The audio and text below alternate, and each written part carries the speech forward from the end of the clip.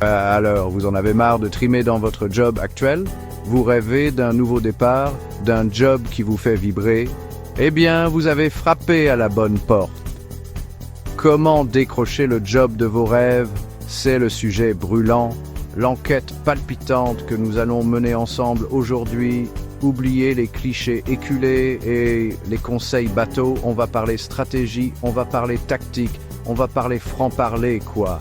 Accrochez-vous bien à vos sièges, parce qu'on s'apprête à plonger dans le grand bain du marché de l'emploi, avec un seul objectif, vous faire sortir du lot et décrocher le job de vos rêves. Alors, prêt à mettre toutes les chances de votre côté? C'est parti, mon kiki! Avant même de sortir votre plus belle plume et votre CV rutilant, prenez le temps de décortiquer l'offre d'emploi. On ne part pas à la guerre sans connaître son ennemi, n'est-ce pas? Scrutez chaque mot, chaque phrase, comme un détective à la recherche d'indices. L'entreprise recherche-t-elle un profil créatif ou plutôt analytique? Quelles sont les compétences indispensables et celles qui sont un plus? Soyez un caméléon, un as du camouflage, et adaptez votre discours en fonction de la proie que vous chassez. Oubliez le CV générique, envoyé à la chaîne comme une baguette dans une boulangerie industrielle. Ici, on fait dans le sur-mesure, la haute couture du CV. Chaque détail compte. Alors, on cible l'entreprise, on met en avant les compétences qui font mouche. On peaufine la mise en page, bref, on sort le grand jeu. Et la lettre de motivation, me direz-vous? Même combat. On oublie les formules toutes faites et on y va franco, avec passion et sincérité. Chapitre 3. L'envoi de votre candidature, c'est la première impression, le premier contact avec votre futur employeur. Alors, on soigne la forme autant que le fond. On choisit une adresse email professionnelle, oubliez minoudu29@hotmail.com. On rédige un objet clair et concis, et on joint les documents en PDF pour éviter les mauvaises surprises. Et surtout, n'oubliez pas la petite touche finale, une signature d'email digne de ce nom avec votre nom, prénom, numéro de téléphone et pourquoi pas, un lien vers votre profil LinkedIn. On est pro ou on ne l'est pas.